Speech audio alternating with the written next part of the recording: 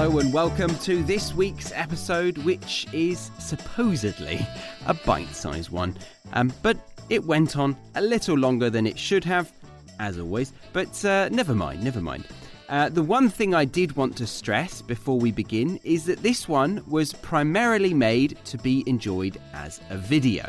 So you can watch it over on the episode's webpage, linked in the show notes, or you can go to my YouTube channel, Real English with Real Teachers, and enjoy it there. All right, let's get into it. Do you want to sound a little bit more like this guy? Grand Canyon has opened up in our world. The fissure, the crack, grows wider every day. Neither on each side can hear a word that the other shrieks, and nor do they want to. And less like a stuttering, mumbling buffoon who's unable to string a sentence together like... Ah, you can read.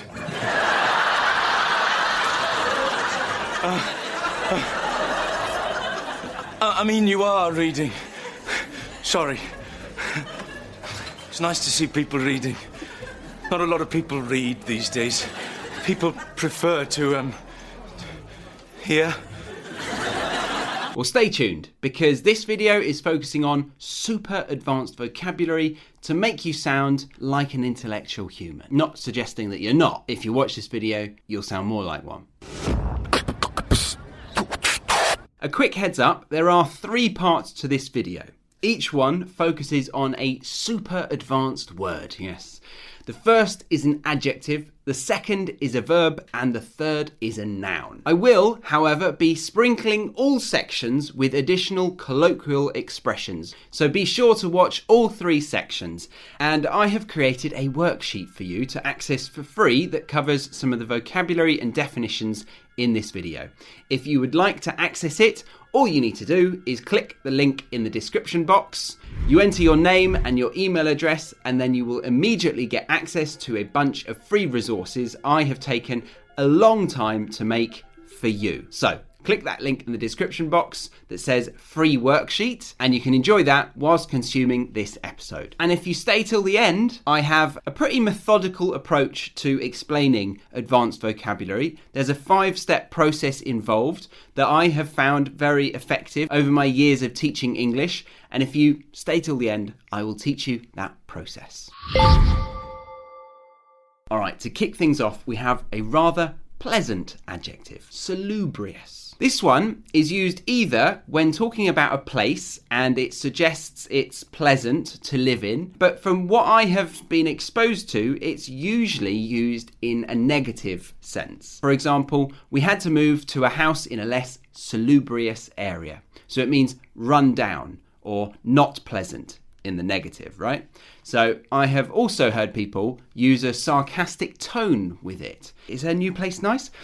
It's not exactly in a salubrious part of town, so it's a little bit of sarcasm. And the other meaning is healthy, and this can be detached from referring to a place, like a part in town. It's not attached to that part of the meaning, so it means healthy, kind of. This scene, unlike Niagara Falls, shows what Americans could do with nature. And they are harnessing nature and they're using it to create a modern, salubrious, healthy, beautiful, civilized city, the city of Philadelphia. But I'm going to focus on the former meaning, as really when I hear it being used, it is talking about a place not being very clean, pleasant, or healthy to live in. He was brought up in a less salubrious part of London, for example.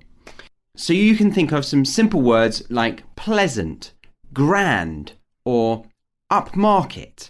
And remember, you can use it in the positive or negative, but I've heard it being used in a negative way more often, or with a determiner like less, a less salubrious aspect of something. So a less pleasant part of something. And a super advanced tip, the antonym or opposite of this is insalubrious, and it suggests a place is dirty, unpleasant, and possibly connected with immoral or illegal activities. Oh dear me. But back to salubrious, to help you lock this one in, the root of this word comes from Latin, salus, I don't know how to pronounce it in Latin. This means health. And in Spanish, I think they say salud, which, is like saying cheers, or when making a toast, not cooking bread. I mean, raising a glass of alcohol to show respect for someone, or celebrating being in company of somebody. And from what I understand, it means to health, like here's to being healthy. We drink to health. Salud. So you can think of it like linking it to that, like a nice, clean part of town. Here's to living in a lovely area. Yay! Yeah? Hopefully that helps. Lock it in. And to boost your vocabulary in an effective way, some similar words based on the topic and meaning could be, for using it in the negative, derelict, shabby, or hole. And then the positive, I think of a sought-after part of town, meaning it is in high demand. Lots of people want to live here. It's a sought-after part of town. I also think of charming, maybe a charming part of town, although charming can be suggesting a calmer, more beautiful and picturesque part of town or area. I'd say some coastal villages in the UK are charming, but they're not as sought after as a house in central London, or to stereotype even more aggressively, Chelsea, for example. Chelsea is a very sought after part of town, and you could definitely say Chelsea is a salubrious part of London. And the last positive adjective towards a nice part of town that I'd like to teach you or remind you of is gentrified. Gentrified, meaning a place has now become very nice. It has been improved and is now a nice location. And it often is used when a part of town wasn't so nice. Like the place that I live in right now in Sydney, apparently 20 years ago, it was a bit of a hole. But now it's been gentrified and it's lovely. There's loads of cafes, lots of restaurants and high-end fashion shops. So yeah, it's now been gentrified. So there we go. The first word, salubrious. So that is the end of the first section. The word salubrious was the target language. I hope you liked it. Now, before we get into the second part of today's episode, I'd like to thank LingoChamp for sponsoring this one. But if you want to get the sponsor-free version of this episode, then check out the premium podcast or join the Academy at thebritishenglishpodcast.com. So today's sponsor is LingoChamp. LingoChamp is an advanced AI-powered English-speaking app, which gives you, the learner, the chance to listen to lessons in original audio from a native speaker and then record your own English audio. We call this the shadowing technique, which is essential for any learner who wants to improve their pronunciation. And after recording your answer in the LingoChamp app, it will give you a score and also highlight the areas of the phrase or sentence that you pronounced well and the parts you need to improve upon. And a feature I really like is that you can immediately listen back to the original audio and your own audio to clearly identify the difference in the pronunciation between yours and the teachers. I am currently studying Spanish, and what I find hard to motivate myself to do is speak out loud to practice the pronunciation when studying on my own. And then when I get into my class, I'm a little shy about it because I haven't practiced it enough. So this app is really good for people like me who find it hard to speak out loud when revising vocabulary and phrases and are a little shy with their pronunciation in front of others. So you can download the app today and try the free English level test, which gives you a nifty little score comparison between your CEFR level, which is like the A1 to C2 grading system, and then what you'd get in the IELTS, TOEFL or TOEIC exams. So you can find the link to download LingoChamp app in the episode's description box or show notes to practice your pronunciation and improve your vocabulary.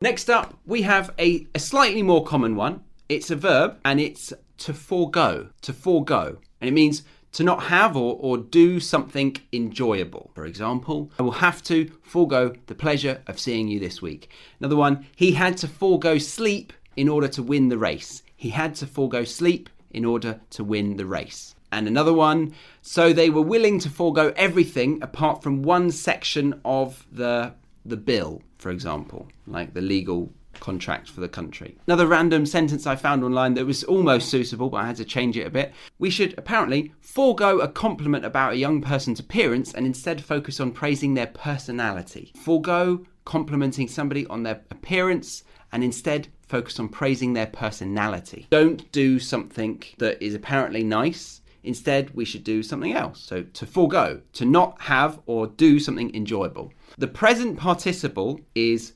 foregoing. I am foregoing cake for the next 2 weeks. Now, I use that example deliberately to highlight how formal this word is, to forego. And maybe you sensed that this was an unnatural pairing of context and vocabulary. Cake is common. A more natural one with forego, a more formal word, could be, I am foregoing highly calorific foods for a fortnight. Or in the past, he forewent overly indulgent foods for a short period of time.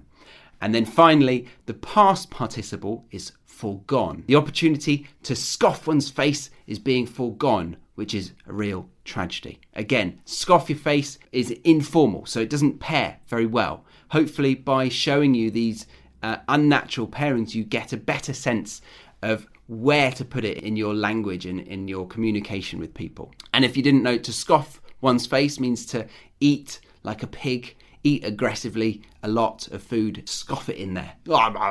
So somebody who uses the verb to forego might not scoff their face in public. And then to touch on the collocations associated with forego, I hear people using have to forego something, decide to forego something, and be prepared to forego something. I also hear the adverb willingly being used. So to happily not do something enjoyable. I often willingly forego a coffee in the morning as I prefer to not be late for class. This is a lie, an absolute lie. I would begrudgingly forego a coffee just to be on time for something. Begrudgingly, yes. Begrudgingly forego. Unwillingly forego. Resent it. Again, that is an informal sentence. I'd sound ridiculously pretentious saying forego in that context, whereas a formal situation, like in a business meeting, is a perfect place to use this word. I actually challenged my partner to think of an example on the spot, randomly, like in the moment, on the spot. Yeah, we're pretty saucy as a couple, aren't we? Our conversations are raunchy. And she said, an example, considering the international travel restrictions, I'd still rather have a getaway somewhere nearby than forego the chance to have a holiday this year. So she wants to go somewhere local instead of not go anywhere at all. And I'll come clean and say that required a little bit of coaxing out of her. And actually, before that, I very rudely asked her, if you had more advanced vocabulary, or if you used more advanced vocabulary, would you use this verb forego? She was like, what's a verb? I said, to forego, to forego. Would you use that in a sentence? And she nearly slapped me and she said, I'll have you know, I used it in my last Zoom meeting, so you. So at the price of me being in the doghouse with her, you know it's a word that is worthy to enter your long-term memory. To forego something. We rudely interrupt your viewing experience because you absolutely have to get our brand new free ebook and audiobook that will help anyone dramatically improve their IELTS speaking score. Click the link in the top right corner of the screen now, or find it in the description box below. Back to your viewing experience in 3, 2, 1. And now, before we move on to the 5-step process to use that will help you learn vocabulary and ensure that it finds its way into your long-term memory, we have phrase number 3, which is the noun edification. Edification, which means the improvement of the mind and understanding, especially by learning. For example, I tend to watch the television for pleasure rather than edification. So think improve your knowledge, awareness, building your character. Before studying it properly, I'd heard it before and kind of thought it's a fancy word for education, right? No, wrong. I was wrong. There's a significant difference that makes it pretty useful, in my opinion. So while education is the process of imparting knowledge, skill and judgment, edification is building up, especially in a moral, emotional, or spiritual sense through encouragement and instruction. I like to think of a mnemonic of a holy book like the Bible, getting it on with a school textbook, getting it on, making a baby, having some fun together. So the Bible might pass judgment on that. Them getting together would create the process or the noun edification. We've got education and we've got spiritual awakening, both of them together enhancing us, informing us. Yeah, that is edification, I'd say. So the process of improving yourself, especially in terms of morals and religious knowledge. For example, the purpose of the religious schools was to edify the youth according to the religious traditions of the area. Another one, we should try to encourage the likes of Facebook to edify us as well as simply entertain us. So I've used the verb there, to edify. And I want to add that the verb to edify, it's also in use, and it has a similar definition in the dictionary: to instruct and improve, especially in moral and religious knowledge. But then it has closely associated words like uplift and elevate. And I've watched a few clips of people using it in this uplifting sense. I think they are a little incorrect in their interpretation of it, but as language evolves through constant adaptations and often through misunderstandings, you might want to know that these videos that have an American corporate feel to them used it in ways that essentially mean to promote or big up or boost something or somebody's importance or significance. But as I said, those are some examples I found on YouTube, but really the dictionary doesn't have those examples. So I'd say to promote, elevate, or uplift in this sense is a little bit wrong, or it might be in the business English world that I'm not aware of. So really, I want you to think of spiritually educating yourself, or spiritual education. Yeah, then the adjective, something is edifying, means it is likely to improve your mind or your character, and it can be used in the negative. Yes, in the negative. Seeing English football fans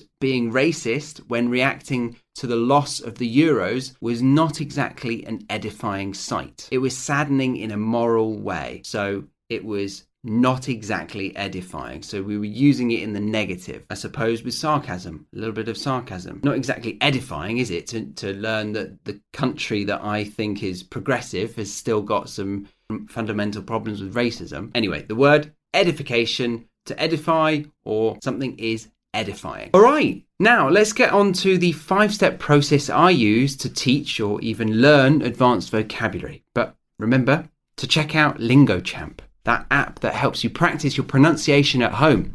In fact, it offers a huge amount more than that, so go get the free trial, enjoy the English placement test, and then if you like what you see, you can learn more about the Premium Plus subscription, which gives you access to the core curriculum, Coach Alex, and Business English. So find the link to download LingoChamp in this episode's description box or show notes to practice your pronunciation and improve your vocabulary. All right, thank you for sticking to the end of this video.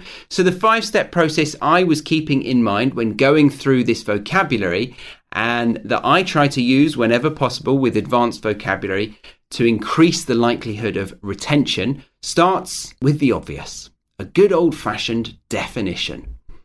It's good to start with a definition that really does make sense to you. So I often use multiple dictionaries to really find one that relates to me or is just worded in a way that simplifies it to the point where I'm not confused. Step 2 is to put the word into context. And that can simply mean putting it into an example sentence. But it's also crucial to create a natural setting for it, or at least figure out where it does and most certainly does not belong. It's good to use errors or examples where it sounds unnatural to figure out where it should fit. And then step number 3, and this is where it starts to depend on the vocabulary at hand, but step number 3 is to make connections to the word. This can be as simple as using a good thesaurus to using your imagination to create crazy mnemonics around the word. A mnemonic is anything that helps you remember something, like even a picture, an emotion, or even an abbreviation. It can be anything you like that just helps you remember something, a mnemonic. It could be a story, it could be a creative connection to something in your environment. It could be anything. And then step number 4, and again, this is also dependent on the word, use the etymology of it to break down the origin and thus get a more accurate foundation around this word to then build it back up to its current form and meaning. And if you can find a narrative to it, then that can serve as another mnemonic, in my opinion. For example, many words that have a Greek root, they have a lot of mythical stories and characters relating to them, which can help you think about the meaning of the word. So yeah, use the etymology to find the root of the word and get a better understanding of that fundamental part of it. And finally, step 5, use a collocations dictionary. I very often use the Oxford one as it helps build the sentence in a native way by letting you know what words are most often used to support this word in a sentence. It gives you maybe the adverbs available around this word, or the verbs or the nouns or whatever, or the adjectives to support it, either side of it. It's really useful. So yes, collocations dictionaries are your friend. Now, throughout this video, there have been a number of phrases popping up with definitions. And if you want to get them and more, then you can access the free worksheet in the description box below, or type in thebritishenglishpodcast.com/freebies. You can apply this 5-step method to the phrases in that free worksheet. Ha ha ha. So I'm hoping you liked this episode, specifically focusing on vocabulary. As I said at the beginning, I did create it with YouTube in mind, so you'll probably get a bit more from it if you actually watch this one. Honestly though, I prefer to create episodes around content like stories or conversations, rather than episodes focused exclusively on target language. But it's always good to mix it up when it comes to learning languages. So I hope you enjoyed listening to that episode. Do think about watching it over on Real English with Real Teachers, or over on the episode's webpage, linked in the show notes of the podcast app of your choice. But yeah, I hope you enjoyed it. And remember to check out the premium podcast for the sponsor-free version, along with the transcripts, glossaries, and the full version of all the episodes. And then check out the Academy for a fully interactive online lesson behind every season-based episode. And then we have the weekly speaking classes to get active with the language you learn in the Academy lessons. For all of that, head over to the BritishEnglishPodcast.com. But until next time, I've been your teacher and podcast host, Charlie Baxter, and you've been an excellent listener. Thanks again, and bye for now.